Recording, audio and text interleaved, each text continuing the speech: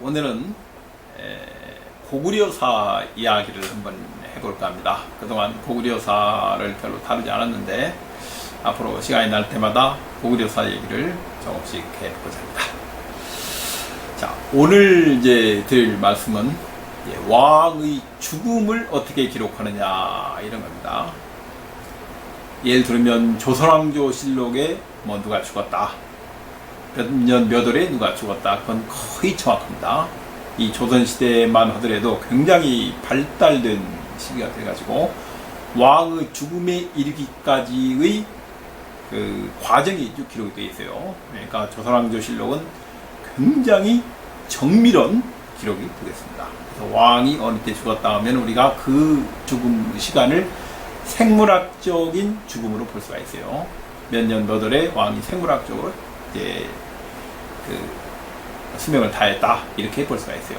그러면 삼국시대의 기록은 어떠냐, 이에 관한 얘기를 한번 해보겠습니다.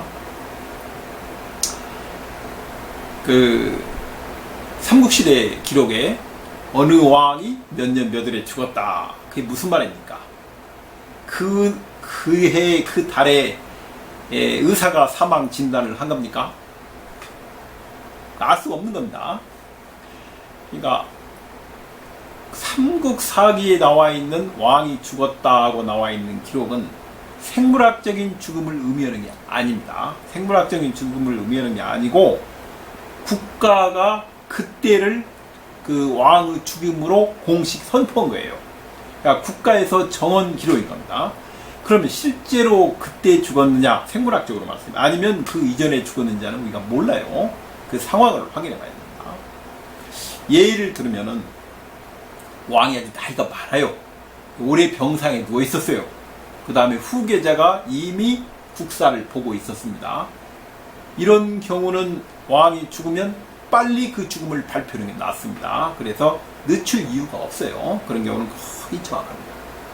다음 두 번째, 왕이 아주 나이가 어리고 전혀 실권이 없어요. 이런 경우도 실세가 왕이 돼서 국정을 펴려면은 그 실권 없는 어린 왕이 죽었을 때 빨리 죽었다고 발표를 하는 게 낫습니다. 그런 경우는 거의 정확하다고 봐요. 하지만 왕이 나이가 젊어요. 어느 날 갑자기 죽었습니다. 그 다음에 후계자가 아직 나이가 어려요.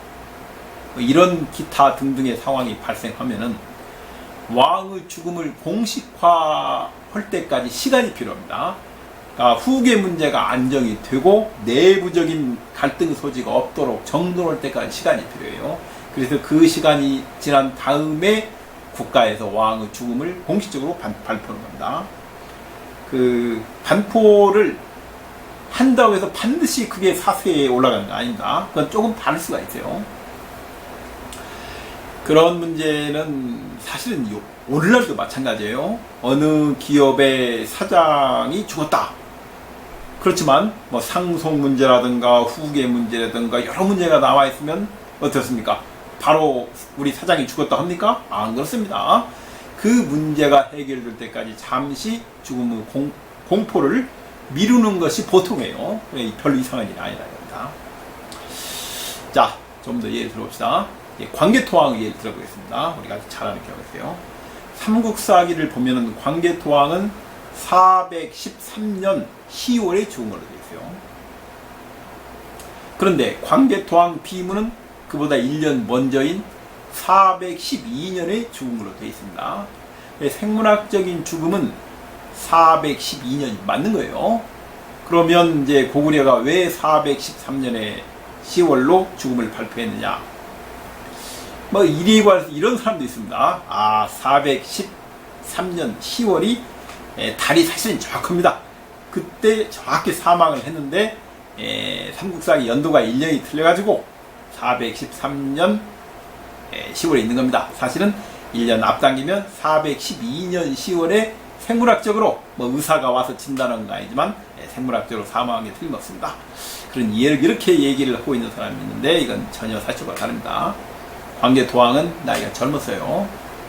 그리고 그 앞에 죽음을 의미하는 기억이 없습니다. 어느 날 갑자기 죽은 거예요. 그리고 그 아들인 장수왕이 아직 나이가 적었습니다. 그러니까 여러 가지 상황이 실제 죽음을 그때보다 늦추어 발표할 수 있는 여러 요건들을 갖추고 있었어요.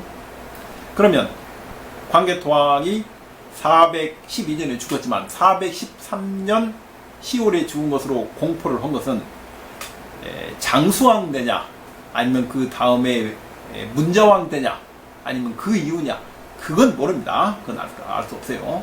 그러나 그 어느 단계에서 고구려사를 정리할 때 413년 10월에 죽은 것으로 국가에서 결정을 한 겁니다. 실제로 생물학적인 죽음은 412년이라는 얘기죠. 그러면은 412년 몇 월입니까? 이건 굉장히 답변하기 어려워요. 역사학에서는 권력자가 생물학적인 죽음을 맞는 게 중요한 게 아니고 어느 시점에 권력이 이동했는가, 권력의 전환 시점이 중요합니다. 그러니까 아무리 왕이라도 권력을 다 잃고 뭐 유폐된 상태다, 그러면 의미가 없는 겁니다. 예를 들면 뭐 연산군, 과인군 있어요. 살아있지만은 왕위에서 쫓겨난 다음에는 의미가 없는 거예요. 그러니까 권력자의 경우는 역사학에서는 생물학적인 죽음이 중요한 게 아니고 정치적으로 어느 때 실권을 했는가. 그래서 그 전 왕이 죽기 전날까지 권력을 유지하고 딱 죽으면 그 다음 달부터 새로운 사람이 권력을 받는 게 아닙니까? 그런 경우는 거의 없어요. 그런 경우는 아주 이상적인, 뭐 요즘 같으면 되죠. 뭐 밤 12시를 기해서 권력이 바뀐다든가. 지금은 그렇게 되어 있는데 그 당시는 아니었어요. 그래서 권력이 어느 시점에 이동했는가가 역사에서는 중요합니다. 광개토왕 같은 경우는 413년 10월에 고구려 정부에서 어느 때인가 사망을 공식화했어요. 그때를 하지만은 실제 사망은 412년이고 생물학적인 사망은 권력의 이동, 그러니까 장수왕으로 권력의 이동은 언제 했느냐, 그것은 일본서기에 나옵니다. 일본서기에 장수왕이 집권하는 과정이 나와요. 일본서기를 보면 412년 가을 7월에 고구려에서 대규모 사신단이 옵니다. 그 새로운 권력자가 들어섰을 때 이 외국과 고구려 사이에 사신단이 교환이 되는 거예요. 이건 뭐 한두 번이 아니고 일본서기에 한 번만 나와 있지만 외국이 한반도 있을 때 그 웅진을 수도로 외국이 있을 때는 고구려와 외국 사이에는 국가적인 경조사가 있을 때마다 서로 사신을 교환하던 형제국가 있어요. 그런 형제국가 있는데 아무튼 그건 다른 얘기고, 412년 가을 7월에 고구려 대규모 사신단이 그 외국에 도착합니다. 인덕식이에요. 그걸로 볼 때 장수왕이 집권을 한 것은 412년 7월부터 한 달 먼저 6월이에요. 그러면 장수왕이 412년 6월에 집권을 한 것은 광개토왕이 죽어서 그랬는지 아니면 병상에 누워있어서 그랬는지 그건 알 수 없어요. 그러나 412년 6월에 광개토왕으로부터 장수왕으로 권력이 이동한 것은 사실입니다. 그 일본서의 기록은 믿을만합니다. 그래서 장수왕의 즉위라기보다는 권력을 장수왕으로 이전하는 것을 일본서기가 정확히 기록하고 있습니다. 412년 6월이다. 이런 말씀을 드립니다. 자, 왜 이런 이제 장황한 얘기를 하느냐? 이제 고구려 초기의 왕력에 관한 겁니다. 우리는 고구려 초기 왕력을 어떻게 알고 있습니까? 맨 먼저 주몽왕이 고구려를 건 거예요. 동명왕이라고 합니다. 이 동명이란 무슨 뜻입니까? 동쪽, 동적 동자에도 밝을 명자예요. 그래서 동쪽이 밝아온다. 새로운 시대를 연다. 그 건국자라는 뜻입니다. 동명이라는 말이 뭐 태조나 고조 뭐 이런 말에 같아요. 그 건국자라는 말이에요. 조금 더 멋진 표현이죠. 동명왕 주몽, 추모 이런 뜻은 뭐냐면 활기할 쏘는 사람이라는 뜻입니다. 추나 주가 아마 활을 의미하고 몽이나 모가 아마 사람을 의미하지 않는가 제 생각은 그래요. 그래서 주몽왕은 활기할 쏘는 사람이라 이런 뜻입니다. 그 다음 왕이 유리왕이에요. 광개토왕 경우도 마찬가지입니다. 그 유리왕이고 유리왕 다음이 대무신왕이에요. 대무신왕이에요. 이제 광개토왕 비문은 대해주리왕 이렇게 쓰고 있는데 아무튼 주몽왕, 추모왕입니다. 추모왕, 동명왕 같은 사람이에요. 그 다음에 유리왕, 그 다음이 대무신왕으로 이렇게 이제 고구려 초기 왕권이 이전되는 걸로 알고 있어요. 광해토왕비문도 그렇고 삼국사기도 그렇게 다 알고 있습니다. 그런데 중국의 기록을 보면 조금 다른 얘기를 하고 있어요. 무슨 얘기를 하고 있느냐? 예, 제 책입니다. 그 사만사의 제조명 맨 처음에 나온 책이에요. 이게 제가 적어놨는데 이 중국의 기록은 조금 다른 얘기를 하고 있습니다. 그럼 어떻게 다른 얘기를 하고 있는가를 한번 보겠습니다.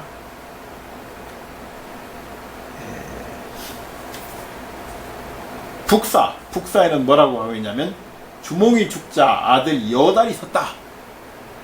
여달이 죽자 그 아들 여율이 섰다. 여율이 죽자 또한 그 아들 막내가 서서 부여를 통합했다. 이렇게 얘기를 하고 있습니다. 그러니까 왕이 3명이 아니고 왕이 4명이에요. 이 막내가 부여 통합한 것은 이건 대무신왕이에요. 고구려 3대 대무신왕입니다. 그 막내라는 말은 실제 우리나라의 그 형제일 중에 끝이란 말이에요. 막내가 고구려구나 알 수 있어요. 제가 앞에 한번 녹화를 한 적이 있는데 오늘날 한국어의 표준말 이 고려 조선을 쭉 이어오면서 서울 경기어가 한국어의 표현이 됐는데 이게 고구려 변방어에서 왔다. 그 얘기를 한번 길게 한 적이 있습니다. 그뿐만 아니에요. 수서를 보면 주몽이 나라를 세우자 나라 이름을 고구려라 하고 그 다음에 주몽이 죽자 아들 여달이 왕위를 이었고 그 손자 막내 때 이르러 군사를 이렇게 부여를 삼겼다. 삼국사가 같아요. 3명이네. 위서는 뭐라고 씁니까? 주몽은 아들의 이름을 여달이라 하고 나라 일을 맡겼다. 유리왕입니다. 주몽이 죽자 여달이 대를 이었고 유리왕이에요. 여달이 죽자 그 아들 여율이 섰다. 여율이 죽자 그 아들 막내가 서서 부여를 정벌했다. 여율이라는 왕이 있어요. 주소도 마찬가지예요. 주소도 아무튼 비슷한 얘기인데 중국의 사설을 보면은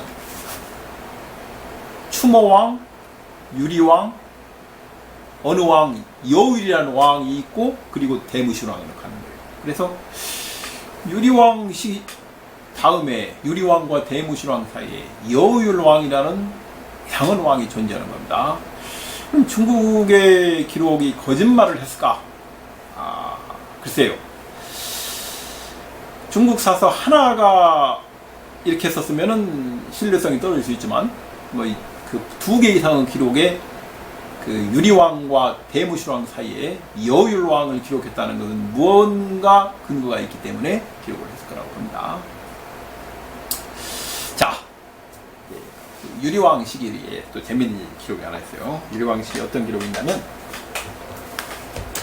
유리왕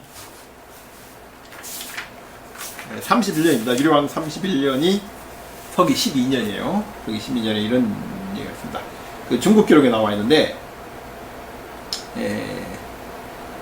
그 중국 기록이 뭐라고 했냐면 유리왕 31년입니다. 서기 12년에 고구려 후 추를 유인해 목을 뱉다 이런 말이 나옵니다. 왕망의 신나라와 고구려가 전쟁을 해요. 전쟁을 하는데 고구려 후는 왕이란 말이에요. 고구려 왕을 잡아서 목을 뱉다. 그런데 여기는 또 뭐라고 써놨냐 하면은 삼국사에는 그 어무가 우리 장수 연비를 유인해 목을 베어 수도로 보냈다. 고구려 번기에는 그 신나라 장수 어무가 우리 장수 연비를 유인해 목을 베어 수도로 보냈다. 고구려 장군 연비가 죽었다고 했는데 정작 그 중국 기록에 뭐라고 하냐면 고구려 후 추를 목을 뺐다. 서로 다르지 않느냐? 이런 겁니다. 왕이 죽는데 장군 한두 명 죽는 건 뭐 당연하다고 봅니다. 왕이 죽을 정도면 장군이. 그래서 이 기록을 두고 이렇게 얘기하는 사람이 있어요. 중국인들이 뭘 잘합니까? 그들이 사실 부풀리고 없는 것도 있는 것처럼 만들고 과장하고 이런 데 아주 특화된 게 중국 기록 아닙니까? 그래서 이 기록은 왕망의 신나라가 고구려 장군 하나 죽이고 나서 마치 고구려 왕을 죽인 것처럼 확대 부풀려 가지고 중국인 특유의 기록으로 남깁니다. 이렇게 얘기를 하는 사람을 봤습니다. 유튜브에도 있어요. 우리 확인하는 순간 상식적으로 생각해 봅시다. 적장 목을 뱉다고 하는데 진짜로 적자인가 아닌가 확인하지 않겠어요? 그러니까 고구려 후 추의 얼굴을 아는 사람을 불러다가 이게 맞느냐? 확인했다고 봐야 되는 거 아닙니까? 확인하고 맞습니다 하니까 기록에 고구려 후 추 목을 뱉다고 썼지. 아무리 그래도 고구려 장군 하나 죽여놓고 거짓말로 쓴다. 이건 저는 받아들이 없다고 합니다. 그러면 삼국사기는 뭐라고 하고 있는가? 삼국사기는 다음과 같이 얘기를 합니다. 네, 잠깐 쉬었다가 계속 녹화를 하도록 하겠습니다.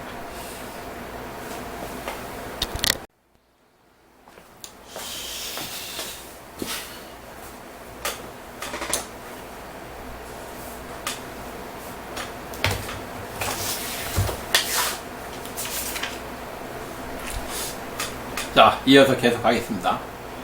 유리왕이 총 37년까지 있습니다. 유리왕의 제위가 37년 되어 있는데, 그 고구려 후가 죽었다는 게 31년이에요. 고구려 후가 죽었다는 31년을 전후로 유리왕의 통치 기간은 크게 둘로 나눕니다. 고구려 후가 죽었다는 그 서기 12년입니다. 유리왕 31년. 서기 12년 이후에 되면 어떤 일이 벌어지냐면 유리왕이 없어져요. 왕이 무슨 행차를 했다든가 왕이 뭘 했다든가 왕 행적이 없어집니다. 왜 고구려 후 추가 죽었다는데 유리왕이 행방불명이 된 거냐 이거예요. 유리왕이 없어요. 그리고 유리왕이 지시했다 이렇게만 나옵니다. 그래서 마치 무휴리 누구냐면 대무신왕이에요. 대무신왕이 부여를 격퇴하고 무슨 뭐 왕이 오리와 마리에게 명예 군사 2만 명을 거느리고 서쪽으로 양맥을 치게 하여 그 나라를 멸망시키고 뭐 또 뭐 나옵니까? 뭐 기타 이 무휴리 마치 국가를 통치하는 것처럼 나와 있어요. 그런데 우리가 바로 이상을 봅니다. 이 막내 그러니까 대무신왕은 이 당시 나이가 군대를 지휘하기는 굉장히 어렸어요. 대무신왕이 저걸 군대를 지휘를 못할 텐데 하는 생각이 듭니다. 나이가 10대예요. 아직 어립니다. 그러니까 고구려 후 추가 죽었다는 유리왕 31년을 딱 경계로 첫 번째 나타나는 현상이 유리왕의 행적이 없어져요. 유리왕이 행방불명이 됐다는 겁니다. 두 번째로 그 대무신왕이 마치 고구려를 통치하는 것처럼 되어 있어요. 그러나 고구려를 통치하기는 대무신왕 나이가 너무 어리다는 거예요. 이상하다. 왜 그럴까? 그 이유를 삼국사기가 적고 있습니다. 유리왕 마지막 조를 보면 37년입니다. 서기 18년이에요. 그러니까 31년 고구려 후가 죽었다는 서기 12년으로부터 6년 후에 무슨 일을 벌이냐? 왕자 여진 왕자가 물에 빠져 죽었다. 왕이 애통해하여 사람을 시켜 시체를 찾게 하였으나 찾지 못했다. 비류 사람 제수가 찾아서 아뢰니 마침내 예를 갖추어 왕굴령에 장사 지냈다. 그리고 이제 그리고 나서 곧 왕이 죽고 유리명왕이라 하고 대무신왕이 즉위합니다. 무슨 얘기예요? 왕자 여진이 고구려 왕이었다는 뜻입니다. 이 얘기하는 거예요. 그래서 여진 왕자가 유리왕이 31년에 그 왕망의 신나라하고 전투하다가 갑자기 전사한 거예요. 갑자기 전사하는 그 혼란 속에서 고구려를 인수받아가지고 6년 동안 고구려를 통치했어요. 여진 왕자가. 그리고 무휴리 군대를 지휘하고 뭐 부여를 막고 이거 전부 다 여진 왕자 업적입니다. 여진 왕. 그런데 여진 왕자가 6년을 통치하다가 그 외가가 막강한 그 배달은 자기 막내 동생에게 왕권을 뺏기는 거예요. 뺏기고 이제 왕권에 탈락을 하는 겁니다. 훗날 고구려 쐈을 때 그 여진 왕자를 왕리에 탈락시켰어요. 탈락시키고 유리왕의 제위 기간을 연장을 해가지고 여진 왕자가 죽을 때까지로 하고 그 다음에 유리왕이 없는 죽었을 때 6년을 실제로는 여진 왕자가 통치했지만 무휴리 통치한 걸로 나이가 좀 이상한 것은 이제 일거팔다래요. 그렇게 맞는 겁니다. 그래서 이제 왜 여진이 여율인지를 우리가 알 수 있어요. 그 나루토 진짜하고 율법 율자가 비슷합니다. 그래서 여진 왕자가 아니고 여율 왕자였다는 거예요. 그래서 유리 왕이 신나라와 전쟁 중에 전사하게 돼서 고구려가 혼란에 빠지자 그 혼란기를 받아서 수습하고 부여 공격도 맞고 국가를 굳건히 지키다가 여율 왕자가 결국 자기 동생인 막내 동생에게 왕권을 이양한 겁니다. 훗날 탈락을 했죠. 고구려 왕릉에서는 이제 아마 정상적인 즉위가 이루어지지 않은 것 같아요. 그래서 여율 왕이 탈락을 해서 추모왕, 그 다음에 유리왕, 대무신왕으로 왕정이 이겨나가는 겁니다. 그래서 여율왕이라는 사람이 유리왕과 대무신왕의 고구려 비상시국에 6년 동안 고구려의 혼란을 막고 국가를 지탱한 통치자였다. 이걸 알 수 있어요. 그러니까 중국 기록은 그 기간을 이제 대외적으로 그 군대를 일으키고 이거 막는 사람이 여율왕이기 때문에 중국 기록에 여율왕이 안 나타날 수가 없었습니다. 그래서 여율왕인데 이게 여율이 여진으로 글자가 살짝 바뀌었어요. 실수인지 시간이 오래돼서 바뀌었는지 고의인지 그건 알 수가 없습니다. 그래서 삼국사기와 중국 기록이 양쪽이 일치하는 걸 알 수가 있어요. 자, 이제 마지막으로 한마디만 하고 가겠는데, 제가 이 책을 쓸 때 북한사께서 나온 북역 삼국사기가 있어요. 제가 여기 갖다 놨는데 여기 있네. 이 책이 북한사학께서 나온 삼국사기 번역본인데 가장 오역이 적기로 유명한 책입니다. 가장 오역이 적은데 이 왕자 여진이 물에 빠져 죽었다를 요 책만 오역을 해놨어요. 뭐를 오역을 해놨느냐, 왕의 아들이 나루토에 나갔다가 물에 빠져 죽음에 왕의 아들이 나루토에 나갔다가 물에 빠져 죽었다. 왜 이런 오역을 했는가 합니다. 이 고구려 학계는 그 4명 왕을 어떻게 했냐면 고구려 건국인 BC 37년 앞에다 4왕을 넣어가지고 고구려 건국을 200년을 앞당겼어요. 왜 고구려 건국을 200년 앞당겼냐? 신라보다 먼저 건국됐다. 고구려가 신라보다 먼저 건국됐다는 허위에서 마치 중국에 봐라 이 4명 왕이 있다. 그래서 동명성 앞에다 이 4명을 넣어가지고 고구려 왕력을 늘려놨는데, 그리고 여기 이렇게 번역했어요. 이건 무슨 말이냐면 이미 고구려 학계는 여진 왕자가 여율 왕이라는 걸 알고 있었어요. 그런데 여진 왕자가 여율 왕이 되면은 삼국사기 왕력하고 중국의 고구려 왕력하고 완전 일척이 됩니다. 일척이 되면은 고구려를 신라 앞에 놓을 수가 없어요. 그러니까 고구려가 신라보다 먼저 건국된다는 얘기를 할 수가 없습니다. 양쪽이 같아버리니까. 그래서 어쩔 수 없이 북한 학계에서 왕자 여진이 물에 빠져 죽었다를 왕의 아들이 나루토에 나가 죽었다로 어쩔 수 없이 의도된 오역을 하는 거예요. 그러니까 고구려가 신라보다 먼저 건국됐다는 걸 만들기 위해서 뻔히 알면서도 저렇게 오역을 했어요. 그렇지만 그러니까 오역을 했는가 아닌가는 우리가 아는 겁니다. 우리가 읽어보면서 고구려 사회에 관해서 북한 학자들이 무슨 얘기를 하고 있는가 다 아는 거죠. 요약하면 고구려 후 추와 대무신왕 사이의 6년간의 혼란기를 잘 수습한 왕이 여율 왕자였다. 그러나 왕력에는 들어가지 못했다. 고구려는 건국 초기부터 왕이 전사하는 이런 어려운 과정을 거치면서도 국가를 굳건하게 운영을 했다. 이런 얘기를 알 수 있습니다. 당연히 중국사기와 중국의 사료들은 일치합니다. 하나도 모순이 없다. 이 말씀을 드리고 여기서 마치기로 하겠습니다.